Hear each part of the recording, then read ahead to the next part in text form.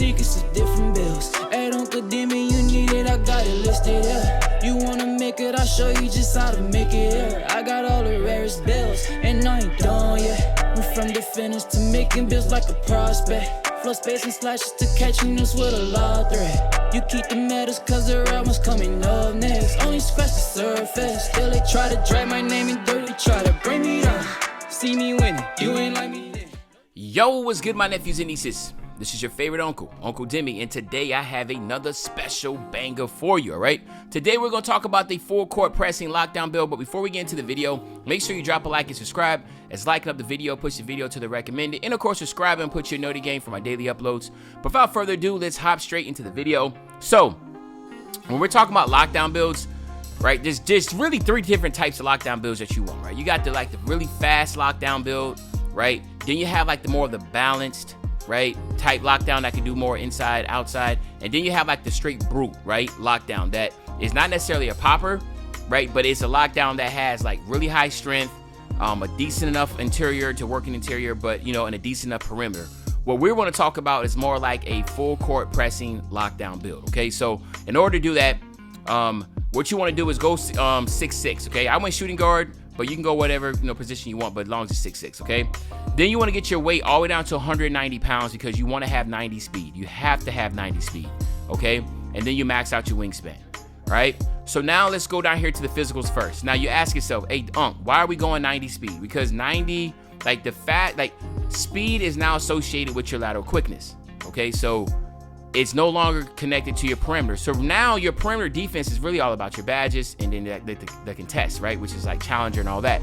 Your speed is now your lateral quickness and also the ability to stop and go without the ball. It's almost like your accelerator. Like people have acceleration right here. Acceleration is for, the ball in your hands. Speed also is tied into your acceleration without the ball in your hands, right? So shout out to Toots. I saw that video. He found that information. So now we know that you want to be as fast as you possibly can, right? Now, obviously, you don't want to go 6'5", 6'4". So that's the reason why if you want to go faster, like maybe it'd be nice to be like 95 speed. But I'm thinking like from 90 to 99, like I know there's increases there. But I'm just guessing that maybe 90 is where is most sweet spot. But if there's stuff, if information comes out, it's like, yo, 93, then you might have to drop 6'5" and go 93, okay? But right here, we want to go 82 because this is just for the fast feet. We want to go 55 because we want strength because we want to make sure we get those clamps where we wanted it. We're not worrying about vert. And of course, you got to max out your stamina because that's for 94 feet. All right, but excuse me. But now let's come here. So basically, when it comes to your finishing, there's only certain things you need to do, right? So you just go to 70 on your driving layup, right?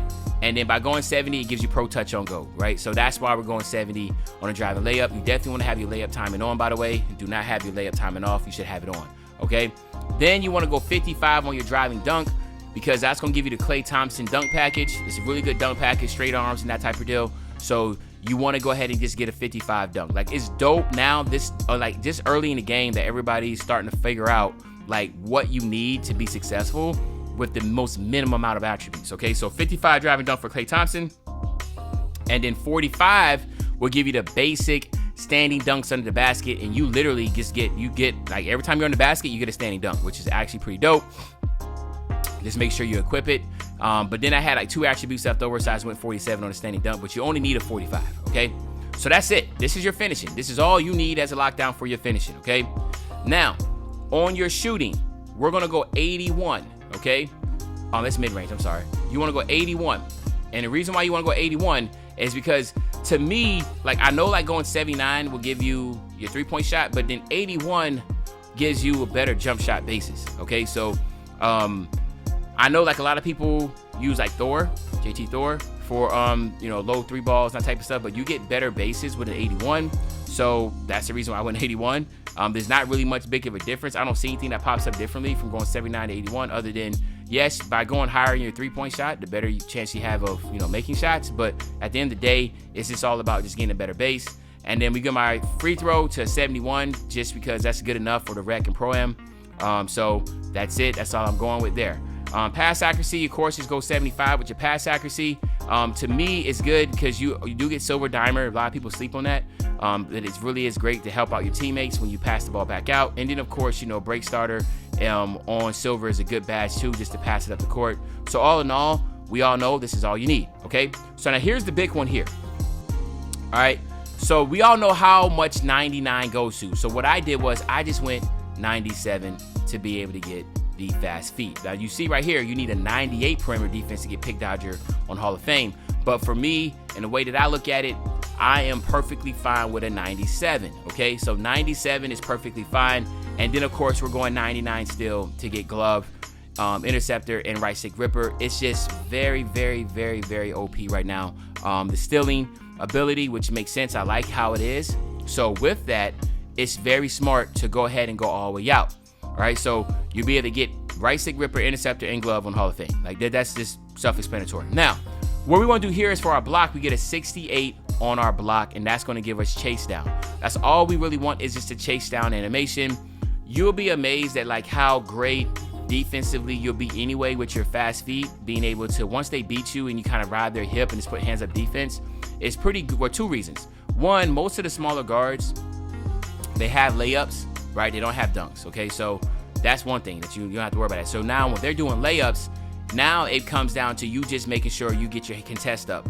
Bronze chase down is good for the animation to get contest, but we all know paint defense right now is really, really good. I actually believe it's a little too strong, because I feel like me as a slasher, little guard sitting in the paint, I go up there for a contact dunk, and I be missing with the small meter on the pro stick dunks. I'm like, bro, this is a small guard, no interior defense, nothing. Why am I missing? And sometimes I even get like smaller guards that are 6'3", 6'4", that do hands up defense in the paint against the center, and they be missing. So at the end of the day, I think that you're safe with the chase down just on bronze, get it just for the animation. But all in all, as you're going to see, you get some really, really good stuff. Now, if you wanted to go ahead and change it up, and you go right here, and where's it at? 90. You can go 96, and then go 99 here, right? You can do that. But see, the thing is, you gotta get your strength to 60, and you can. So actually, you can. So if you want to do this, you can. All right, go right stick ripper 96 and go through. So I just gave you two different routes that you can go with. All right, but at the end of the day, it's all about preference and what you want to do. And I don't see nothing wrong with that. I mean, like, it look pretty good to me too, man. Either or. So you have the ability, if you want to go either what went up? Oh, you have the ability to go either or with your perimeter still, depending on what you want. You will get clamps on Hall of Fame, pick dodger Hall of Fame, but you will lose glove and have that on Steph Hall of Fame. It'll be gold. So it's your preference, but regardless, this build is going to be built for full court press, okay? And at the end of the day, there's nothing worse than being pressed all the way up the floor. I love this build. This is the build that I rock with. And I just feel like I was lucky on the first just making it, that I just went a little bit differently and went with a 90 speed. So thank God 90 speed correlates to what it, perimeter defense, lateral quickness, and your stop and go ability. So at the end of the day, it's really your preference, your call, but this is definitely going to be one of the best full court pressing lockdown builds you have in the game. So let me know in the comment section what you think about that. And other than that, it's your favorite old head, Uncle Demi. I'll be back really, really soon with another banger, man. And when I say back to another banger, you know exactly what I'm talking about. I'm talking about tomorrow, man. I'm out.